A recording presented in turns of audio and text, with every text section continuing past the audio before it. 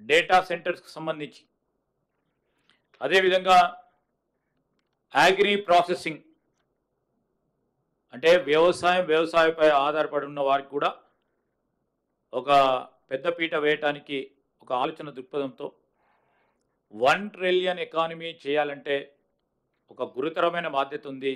దాంట్లో భాగంగానే ఒక ఆలోచన దృక్పథంతో ముందుకెళ్ళటం జరిగింది. దీంట్లో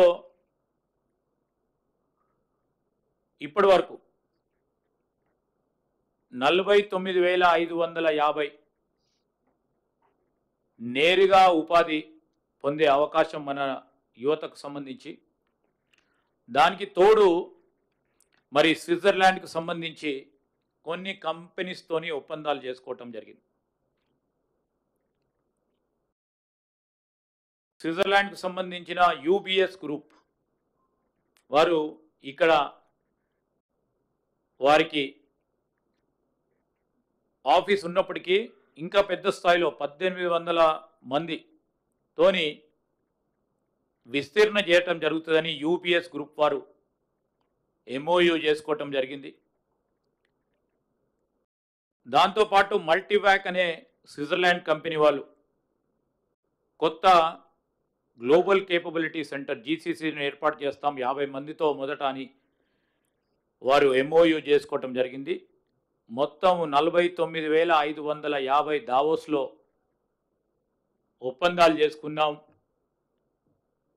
దానికి తోడు మరో 1850 ఉద్యోగాల సంకల్పన గురించి జురిక్లో స్విట్జర్లాండ్లో ఒప్పందాలు చేసుకోవటంతో 51,400 మందికి ఉద్యోగ అవకాశాలు కల్పించడానికి మా యొక్క ప్రయత్న భాగంలో ఈరోజు ఒప్పందాలు జరగటం.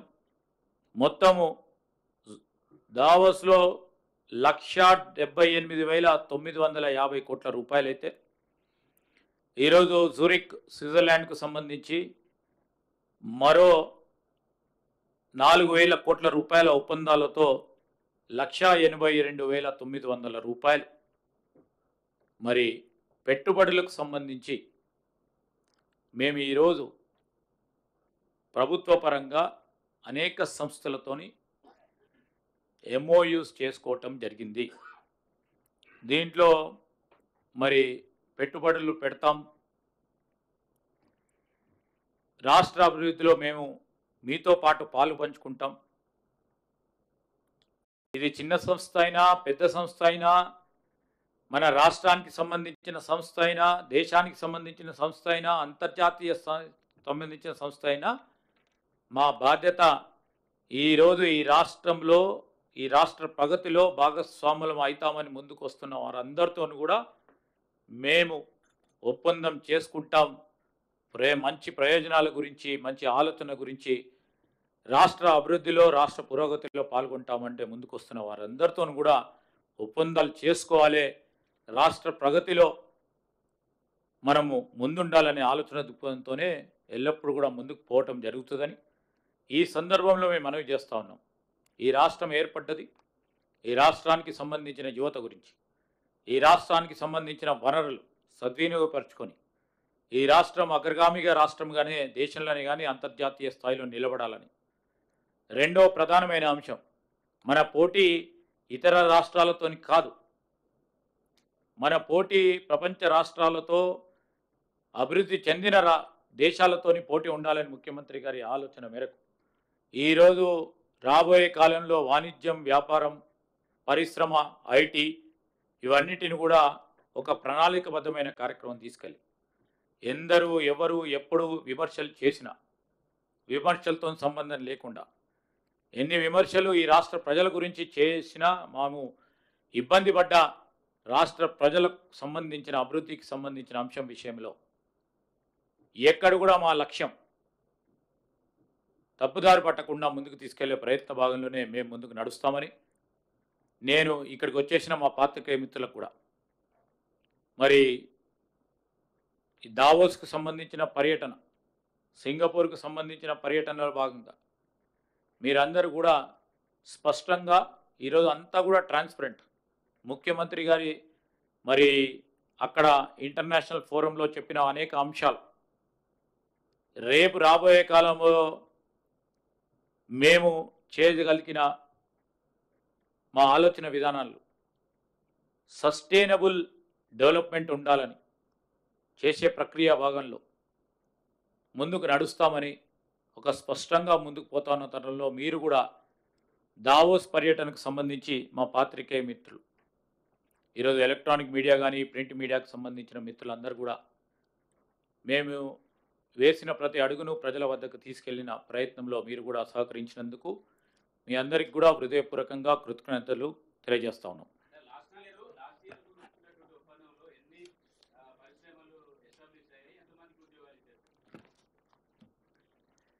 గత సంవత్సరం ఏదైతే 18 ప్రాజెక్ట్స్ 14 కంపెనీస్తోని ముఖ్యమంత్రి గారు ఆధ్వర్యంలో జనవరి 2024లో ఎంఓయూలు చేసుకున్నాం. 18 ప్రాజెక్ట్స్ మేము ఎంఓయూలు చేసుకుంటే 17 యాక్టివ్ అమలులో ఉన్నాయి. దాంట్లో కన్స్ట్రక్షన్స్లో ఉన్నాయి 10.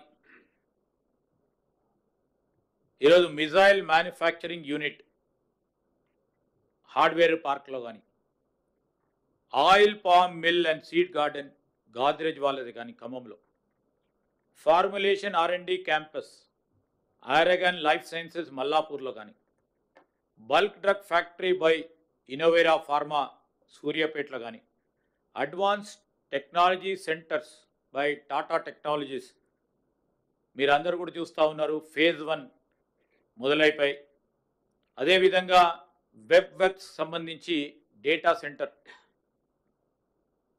Global capability centres Q Centro and Systrack సంబంధించి, Uber green supply chain skilling academy by O9 solutions, ఇవన్నీ కూడా యాక్టివ్గా కొన్ని నిర్మాణాలు జరుగుతూ ఉన్నాయి.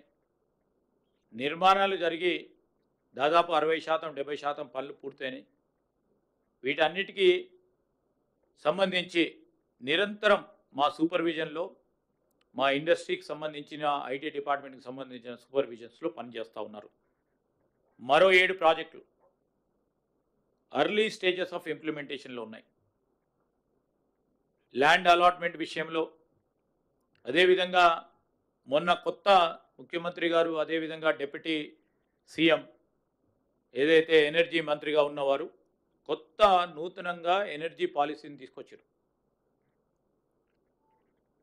అంటే అనేక సంవత్సరాలుగా వేచి చూస్తూ ఉన్న నూతన ఎనర్జీ పాలసీని మొట్టమొదటిసారి మన రాష్ట్రం ఏర్పడ్డ తర్వాత ఎనర్జీ పాలసీని తీసుకురావడంతో ఒక మంచి వాతావరణం ఏర్పడ్డది. దానికి సంబంధించి ఒక నెల రోజుల క్రితం ఈ ఎనర్జీ పాలసీ తీసుకురావటం వలన ఈ ఎనర్జీకి రిలేటివ్ సంబంధించిన PSP ప్రాజెక్ట్స్ కూడా అతి త్వరలో కూడా వాటిని మరి గ్రౌండ్ బ్రేకింగ్ చేసి ముందుకు తీసుకెళ్ళటం జరుగుతుంది.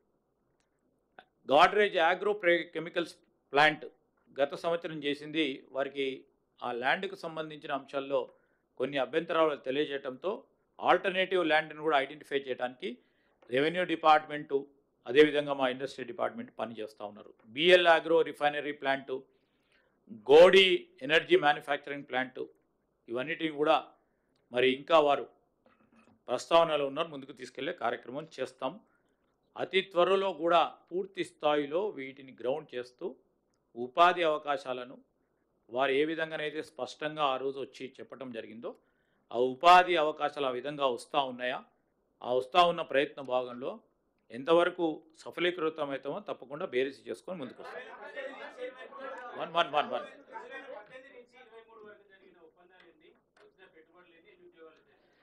ఇప్పుడు అవన్నీ సమిష్టిగా మేము ఎందుకంటే చాలా పాజిటివ్గా ఈ ప్రభుత్వం ముందుకు నడవాలని ఆలోచన చేస్తా ఉన్నాం. మేము అటు చెప్తే విమర్శ అంటారు, మేము విమర్శలు చేయదలుచుకోలేదు. ఎందుకంటే ఆ రోజు కూడా మీరు ఒక్కసారి ఆలోచన చేస్తే వీరు ఇప్పుడు ఉన్న ముఖ్యమంత్రి గారు PCC ప్రెసిడెంట్గా ఉన్నా, మేము ఇతర స్థాయిలో పార్టీ పరంగా ఉన్నప్పటికీ ఆ రోజు అప్పుడు వస్తున్న పెట్టుబడులు, అప్పుడు వస్తూ ఉన్న ఉద్యోగ అవకాశాల గురించి ఏనాడు కూడా విమర్శ చేయలే. ఎందుకంటే తెలంగాణ రాష్ట్రానికి సంబంధించి ఇక్కడ ఉన్న యువతకు సంబంధించి ఒక ప్రయత్నం జరుగుతూ ఉంది. ఆ ప్రయత్న భాగంలోనే మనం ఏది మాట్లాడొద్దు, లోపల ఏం మాట్లాడుకున్నా రాష్ట్రానికి వరకే ఉండాలి, ఏది మాట్లాడినా అంతర్జాతీయ స్థాయిలో వాతావరణం చెడిపోతుందనే ఒక ఆలోచనతోనే ఆ రోజు కూడా మాట్లాడలే. నేను ఇప్పుడు కూడా చెప్తా ఉన్నాం, కంపారిటివ్ టేబుల్స్ తీసుకొస్తాం. ఎప్పుడు స్పష్టంగా 2028వ సంవత్సరంలో గత ప్రభుత్వాలు చేసింది మేము చేసిన ప్రయత్నం ఖచ్చితంగా చెప్తాం. ఈరోజు మేము కోరేది ఒకటే ప్రతిపక్షాలను, మేము ఈ రాష్ట్ర అభివృద్ధి సంక్షేమం విషయంలో వేసే అడుగుల్లో మీరు అడ్డు రాకుండి మీతోని మీరు సంబంధించి మీకున్న అనుభవంని మాతోని షేర్ చేసి ఆ షేర్ చేస్తే ముందుకు తీసుకెళ్లే ప్రయత్నం చేస్తాం. ఈ రోజు వచ్చింది నేను చెప్తా, మీరు అడిగిన ప్రశ్నకి ఈ రోజు డేటా తీసుకొస్తే స్పష్టంగా ఏర్పడుతుంది. ఎందుకు మాట్లాడుకోవాలి దాని గురించి. ఈ రోజు మేము ఒక పాజిటివ్ ఆప్టిమిస్టిక్ వేలో పోదామని చూస్తా ఉన్నాం.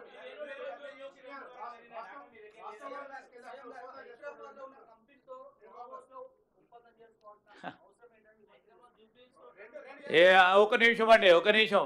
ఈరోజు మన రాష్ట్రానికి సంబంధించి ఒక సంస్థ, అంతర్జాతీయ స్థాయిలో పేరుగాంచిన సంస్థ, మన రాష్ట్రంతోనే కాదు ఇతర రాష్ట్రాలతో అనేక ఒప్పందాలు కూడా వారు చేసుకున్నారు. ఒక అంతర్జాతీయ సంస్థ మన రాష్ట్రానికి సంబంధించిన సంస్థ అక్కడికి వచ్చి మేము మీ రాష్ట్రంతో పని చేస్తాము, మన రాష్ట్రంతో సంబంధించిన పెట్టుబడులు పెడతాము, ఉద్యోగ అవకాశాలు కల్పిస్తాను వద్దంటవా? లేకుంటే మా సోదరులు చెప్పినట్టు లేదు వాళ్ళ అనుమతి పొందుతూనే ఇక్కడ చేసుకోవాలా? లేకుంటే అమీర్పేట సెంటర్లోనే జరుగుతూనే ఇది ఒప్పందమా?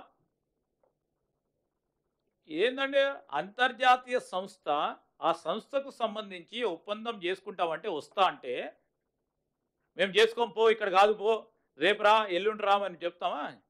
ఇదో this is the character of our state. Yes,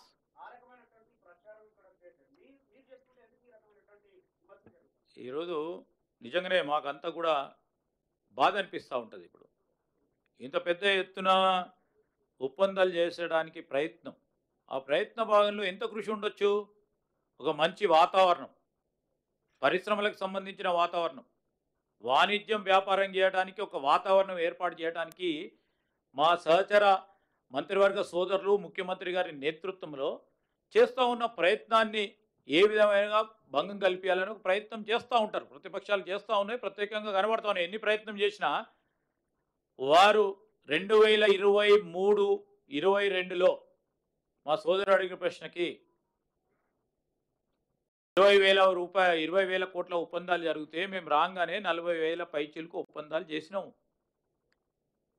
ఈరోజు 40,000 వరకే ఊరుకోలే, ఇంకో 41,000 చేస్తే 42,000 కోట్ల రూపాయలు తీసుకొస్తే మీరు కూడా గత దావోస్ కంటే యొక్క మెరుగైన తీసుకొచ్చిందని రాసేవాళ్ళు. మాకు అది కాదు పోటీ, మేము విజయం అనుకుంటాము. ఈరోజు విజయం ఏ రోజైతే $1 ట్రిలియన్ ఎకానమీ చేస్తామో ఆ విజయానికి దోహదపడే ఈ అడుగులు, మొదటి అడుగులు మీకు చెప్తా ఉన్నాం.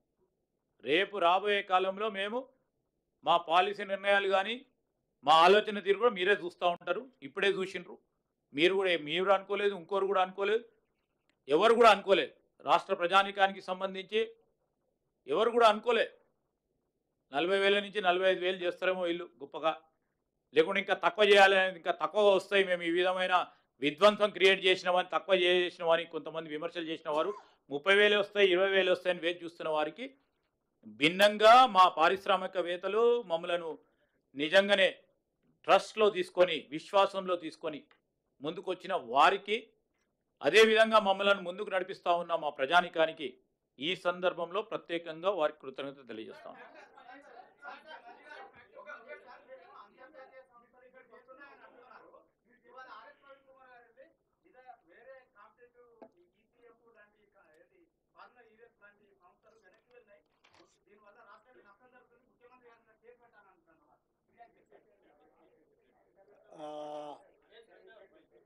మంచిదే. ఇక్కడ మీరు ఒక సూక్ష్మాన్ని గుర్తించాలి. మేము వెళ్ళింది పెట్టుబడులు తీసుకురావడానికి, తెలంగాణ రాష్ట్రంలో పెట్టుబడులు పెట్టడానికి. అది స్వరాష్ట్రమైన, స్వదేశమైన, విదేశీ సంస్థలైన వాళ్ళ దగ్గరున్న సొమ్ము తెలంగాణ రాష్ట్రంలో పెట్టుబడులుగా మార్చి పరిశ్రమలు పెడితే తద్వారా తెలంగాణ రాష్ట్ర ప్రభుత్వానికి పన్నుల రూపంలో ఆదాయం రావాలని, నిరుద్యోగ యువతి యువకులకు ఉద్యోగ ఉపాధి అవకాశాలు రావాలనేది మా లక్ష్యం. అందుకోసం మేము అక్కడికి వెళ్ళినాం. కానీ మీరు చెప్తున్న కేసులో రాష్ట్ర ప్రభుత్వం సొమ్ము కొల్లగొట్టి విదేశాలకు తరలించిండ్రు. ఇక్కడి డబ్బులు తీసుకెళ్ళి లండన్లో వీళ్ళు పెట్టుబడులు పెట్టిరు వీళ్ళ కోసం. మేమేమో ప్రజల కోసం అక్కడి నుంచి పెట్టుబడులు తీసుకొచ్చినాము. వీళ్ళేమో ఇక్కడ ప్రజల సొమ్మును కొల్లగొట్టి విదేశాలలో పెట్టుబడి పెట్టుకున్నారు. ప్రజల సొమ్ము కొల్లగొట్టిన వాళ్ళ మీద కేసులు పెట్టినాం. ప్రజల కోసం సొమ్ములు తీసుకొచ్చి పెట్టుబడులు పెట్టించినందుకు మమ్మల్ని ప్రజలు అభినందిస్తారు. ఈ రెండింటికి ఉన్న తేడా ఇది. సరే, ఇక వెళ్ళి ఫిర్యాదు చేసిన ఆయన బానిస మనస్తత్వము, ఆలోచన విధానము, ఆయన ఏదో ఒక రోజు ఆ బానిస సంఖ్యలు తెలుసుకోవాలని మేము కోరుకుంటున్నాం. ఎందుకంటే ఒక సంవత్సరంన్నర వెనక్కి వెళ్తే వారు ఏం మాట్లాడినరు, వారు ఈరోజు ఏం మాట్లాడుతున్నారు, వారు ఎవరి కోసం తాపత్రయపడుతున్నాడు, ఇవన్నీ మేము అందరం చూసినాం. కాబట్టి ఆ విషయాలతో అసలు విషయాన్ని పక్కదారి పట్టించవచ్చని వాళ్ళు ఏమన్నా అనుకున్నా అది వాళ్ళ భ్రమ.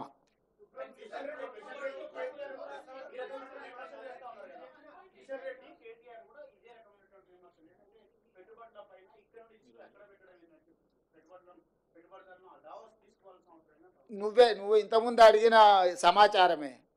మహారాష్ట్రకు సంబంధించిన రిలయన్స్ సంస్థతో మహారాష్ట్ర ముఖ్యమంత్రి దావోస్లో ఒప్పందం చేసుకున్నాడు, దాన్ని ఎందుకు విమర్శించలేదు అని మీరు అడిగినారు. సేమ్ ఈ నువ్వు ఇచ్చిన సమాచారమే ఆయనకు సమాధానం. వాళ్ళ దుఃఖం అంతా, బాధ అంతా, అసూయ అంతా, కడుపులో కుళ్ళంతా, వీళ్ళు ఎక్కడో ఒక దగ్గర విఫలమైపోతారు. దాన్ని చూసి పైశాచిక ఆనందం పొందాలనుకుంటే వీళ్ళు వెళ్ళి విజయవంతంగా చాలా రాష్ట్రాల నుంచి ముఖ్యమంత్రులు వచ్చిండ్రు. చాలా రాష్ట్రాలు వాళ్ళ ప్రభుత్వం యొక్క విధి విధానాలు అక్కడ చెప్పుకోవడం జరిగింది. అందరినీ పరిగణలోకి తీసుకున్న తర్వాత ఇతర రాష్ట్రాల నుంచి, ఇతర దేశాల నుంచి తెలంగాణ రాష్ట్రము అద్భుతమైన పెట్టుబడులను సాధించింది. దీన్ని అభినందించాలి. కడుపులో కుళ్ళున్నోళ్ళు, మా మీద అసూయ ఉన్నోళ్ళు అభినందించారు, ఏడుస్తుంటారు. ఏం చేస్తాం వాళ్ళని చూసి? ఇప్పుడు పెట్టుబడుల గురించి మాట్లాడుకుందాం చారి గారు. నేను మీకు ఒకటే చెప్పదలుచుకున్నా, ఈ మధ్య రీసెర్చ్లలో ఒక కొత్త జబ్బు ఏదో కనిపెట్టిండ్రు. అంటే డాక్టర్లు మన ఏదో మాట్లాడుతూ చెప్తాను, అటెన్షన్ సీకింగ్ డిజార్డర్. అంటే ఎక్కడికైనా పెళ్ళికి వెళ్తే పెళ్లి పిల్లగాని మీదనే ఎక్కువ అటెన్షన్ ఉందనుకో, ఆ పోయినో నేనే పెళ్లి పిల్లగాని అయితే బాగుండని. ఎక్కడైనా సావుకు పోయిండు, గొప్ప శవయాత్ర జరుగుతుంది అనుకో, అంటే ఈ శవయాత్ర గొప్ప జరుగుతుంది, నేను శవాన్ని అయితే ఇంకా బాగుంటుండని. అంటే వాళ్ళకి ఎంతసేపు ఉన్న అటెన్షన్ అంతా వాళ్ళ మీదనే ఉండాలని ఒక పిచ్చి ఉంటుంది. ఆ పిచ్చితోని పెళ్లి పోతే పెళ్లి పిల్లగాడు కావాలని, సావుపోతే శవం కావాలని ఇట్లాంటి కోరికలతో కొంతమంది ఉంటారు. నేను చెప్పేదాన్ని పెట్టుబడుల గురించి. ఈ పెట్టుబడులు ప్రభుత్వము విధి విధానాలు మేము వెళ్ళి ఆకర్షించి పెట్టుబడులు తేవడంతో, అరే వాళ్ళు ఎట్లా ఆకర్షిస్తారు, నేను పోయినప్పుడు ఎవరు రాలేదేంది, ఇప్పుడు వీళ్ళు పోగానే ఇంతమంది వస్తున్నాయింది, ఇన్ని పెట్టుబడులు వస్తున్నాయిందని ఈ అటెన్షన్ సీకింగ్ డిజార్డర్ అనే జబ్బుతోని ఒక ఆయన బాధపడుతుండు, ఇంకొక ఆయన ఆయనకు మద్దతు ఇస్తుండు. ఇక ఇక ఆ సమయం అది ఇక మీరంతా ఏం చేస్తారు? అందుకే మీకు చెప్తున్నా జబ్బు ఉందని.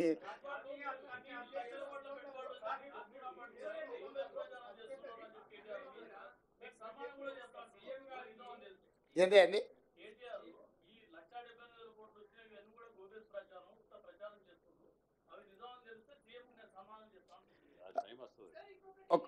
ఇప్పుడు సంస్థలు ఏవైతే ఉన్నాయో, అమెజాన్ కానీ, లేకపోతే సన్ పెట్రోకెమికల్స్ కానీ, ఇన్ఫోసిస్ కానీ, విప్రో కానీ, హెచ్సిఎల్ కానీ, ఇట్లా వరుసగా నేను సంస్థల అన్ని పేర్లు ఇస్తా. ఒకవేళ ఈ ప్రభుత్వం గొప్పల కోసం ప్రచారం చేసుకుంటే ఆ సంస్థలు ఎక్కడైనా వాళ్ళు అధికారికంగా మేము ఒప్పందాలు చేసుకున్నామని అంటారా? అంటే ఒక మనిషి యొక్క లేఖితనము, అజ్ఞానము. ఇప్పుడు ఐటీఈఎస్ సింగపూర్ ప్రభుత్వం మాతోని ఒప్పందం చేసుకున్నది సాంకేతిక పరిజ్ఞానంతో. అంటే సింగపూర్ ప్రభుత్వము మాతోని ఒప్పందం చేసుకుని మేము కాదు, వాళ్ళు చెప్తున్నారు కదా.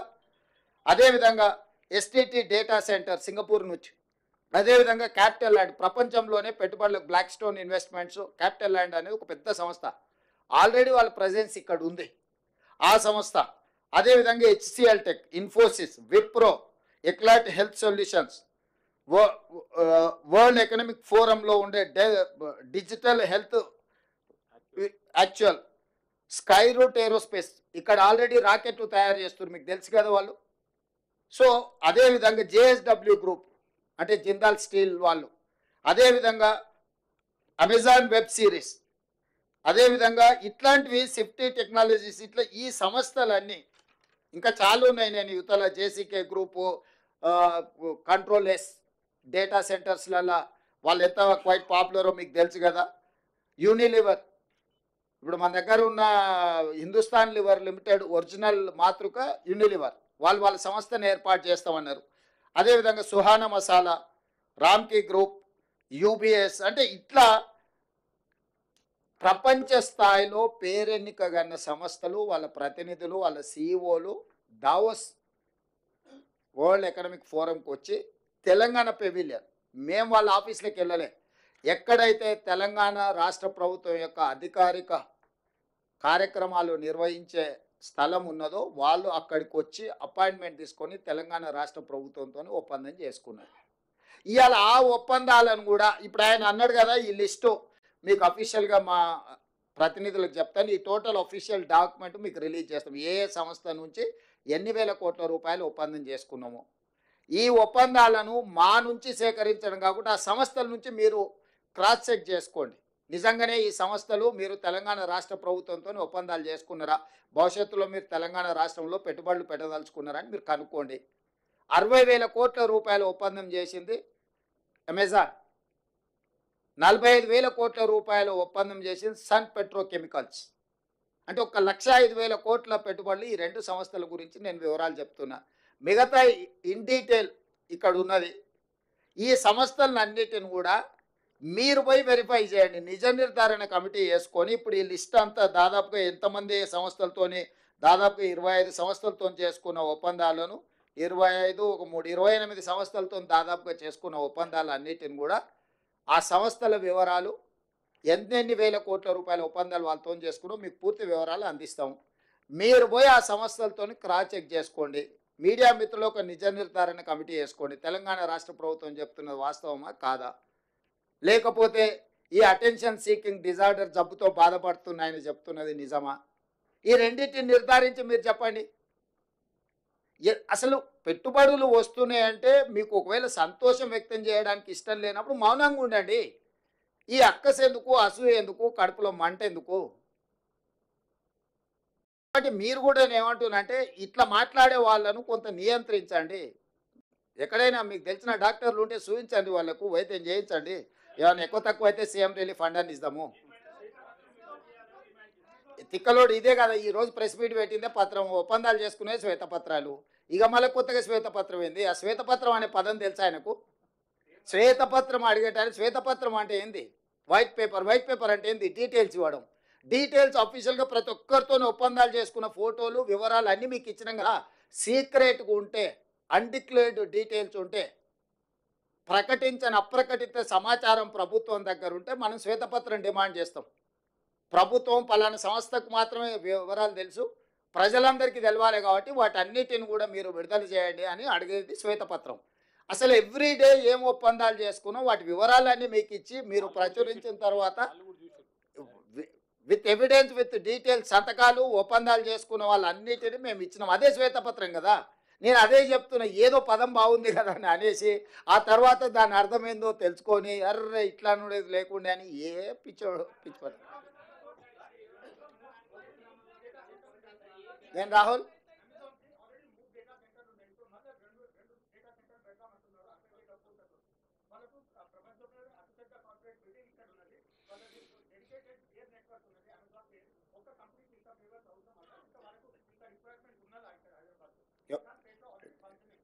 నీ అభిప్రాయమా వాళ్ళ అభిప్రాయమా? రాహుల్ వద్దంటావా పెట్టుబడి? ఇప్పుడు ఒక న్యూస్ ఛానల్ ఉందనుకో, రెండో న్యూస్ ఛానల్ వద్దని నిషేధిస్తావా? పొటెన్షియల్ ఉంటేనే పెట్టుబడి. వ్యాపారస్తుడు వ్యాపారం లాభసాటిగా ఉంటేనే పెడతారు. రాహుల్ని చూసి మొహమాట వాడి పెట్టుబడులు ఎవరు పెట్టరు. మొహమాటానికి వస్తే కాఫీ దాయిపిస్తారు తప్ప పెట్టుబడులు పెట్టరు.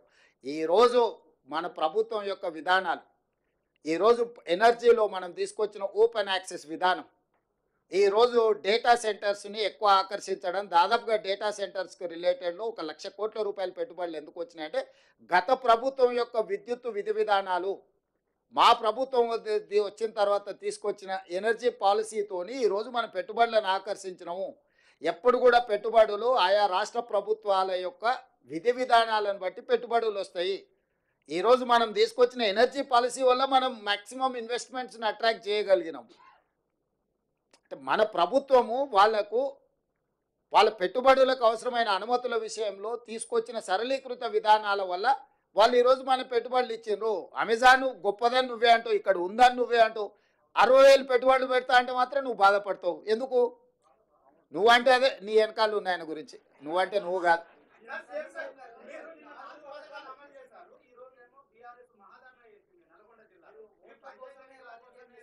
ఇప్పుడు నేను ఏమంటున్నా అంటే ఈరోజు మనం పెట్టుబడులకు సంబంధించింది మాట్లాడుకుందాం. అట్లాంటి చిల్లర పంచాయతీలకు బొచ్చడి సమయం ఉంది.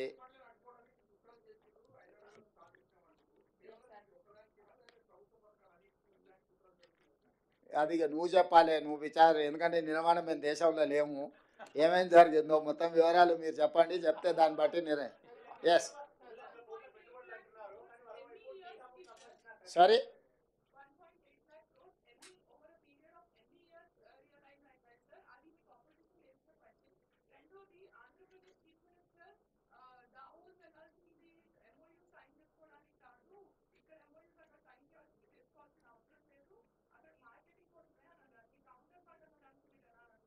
నేను ఏం స్పందించాను, ఎవరి ఆలోచన వాళ్ళది. నా వరకు దావోస్ పర్యటన అనేది పెట్టుబడులను ఆకర్షించడమే కాకుండా ప్రపంచము ఏ విధంగా ముందుకెళ్తుందో అవగాహన కల్పించుకోవడానికి కూడా మనం వెళ్తాం.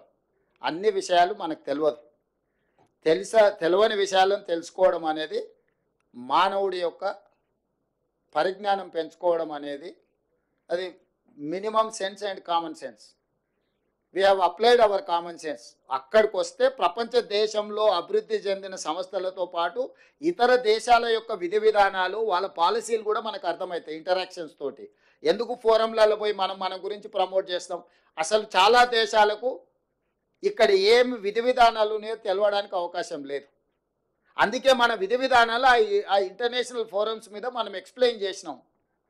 దానివల్ల ఏమైందంటే ఈ రోజు కాదు, ఇంకొక సంవత్సరం తర్వాత అయినా వాళ్ళు ఇలాంటి పెట్టుబడులు పెట్టాలనుకున్నప్పుడు అనుకూలమైన ప్రాంతాన్ని వెతుకుతారు, అనుకూలమైన దేశాన్ని వెతుకుతారు.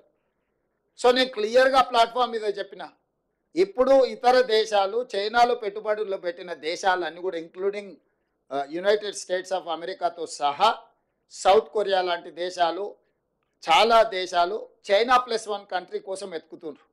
కోవిడ్ వచ్చిన తర్వాత చైనాలో పెట్టిన పెట్టుబడులు చైనా నుంచి జరుగుతున్న ఎగబోతుల మీద తీవ్రమైన ప్రభావం చూపించింది. సో ఆ దేశంతో ఒకసారి సత్సంబంధాలు దెబ్బతింటే మొత్తం పరిశ్రమలే మూతపడే పరిస్థితి వచ్చి అసలు ఆ పరిశ్రమల మనుగడనే కష్టమవుతుంది అనుకున్న సందర్భంలో చాలా దేశాలు, థాయిలాండ్ కావచ్చు, ఫిన్లాండ్ కావచ్చు, యుఎస్ కావచ్చు, సౌత్ కొరియా కావచ్చు, ఇట్లా చాలా దేశాల పేరు చెప్పగలుగుతారు. వాళ్ళందరూ చైనాకు ప్రత్యామ్నాయంగా ఒక అనుకూలమైన దేశం కోసం, ప్రాంతం కోసం వెతుకుతూరు పెట్టుబడులు పెట్టడానికి. అందుకే నేను టైమ్ అండ్ అగైన్ ప్రతి ప్లాట్ఫామ్లో చెప్పిన చైనా +1 అనే పాలసీకి తెలంగాణ అనుకూలము, తెలంగాణకు రాండి, తెలంగాణకు పెట్టుబడులు పెట్టండి. తెలంగాణ స్టేట్ను ప్రమోట్ చేసుకున్నాం మనము. ఇక్కడ competition between different states and different countries. పక్క రాష్ట్రం, ఈ రాష్ట్రం, ఆ రాష్ట్రం కాదు, అన్ని రాష్ట్రాల ముఖ్యమంత్రులు వచ్చారు. కానీ పెట్టుబడి పెట్టేటోడు ఏడబెట్టాలనో ఫోకస్డ్గా అక్కడ పెట్టుబడి పెట్టారు. వాళ్ళ అంతర్జాతీయ నిపుణులతోని సంప్రదించిన తర్వాతనే వాళ్ళ పెట్టుబడులకు రక్షణ ఎక్కడ ఉన్నది, పెట్టుబడులను సాంకేతిక నైపుణ్యం ఎక్కడ ఉన్నది, ఈ రెండింటిని పరిగణలోకి తీసుకొని తెలంగాణ రాష్ట్రంలో పెట్టుబడులు పెట్టినరు. సరే ఈ రాష్ట్రం ఆయన ఏం చెప్పిండు, ఆ రాష్ట్రం ఆయన ఏం చెప్పిండు, వాళ్ళందరూ ఏం చెప్తున్నారు అని కాదు. నేను పెట్టుబడులు పెట్టే వాళ్ళకి నేనేం చెప్తున్నా, నన్ను విశ్వసించి వాళ్ళు నా రాష్ట్రంలో పెట్టుబడులు ఏం పెడుతున్నారు అనేది మన ఫోకస్. మా పర్యటనలో పెట్టుబడులను ఆకర్షించడమే కాదు, ప్రపంచంలో జరుగుతున్న పరిణామాల పట్ల అవగాహన కూడా కల్పించుకోవడంలో భాగంగా ఈ పర్యటన, ఈ రెండు మాకు ఉపయోగపడ్డాయి. ఈ రెండింటి ప్రాతిపదికన తెలంగాణ రాష్ట్రాన్ని అభివృద్ధి పదం వైపు నడిపిస్తాం.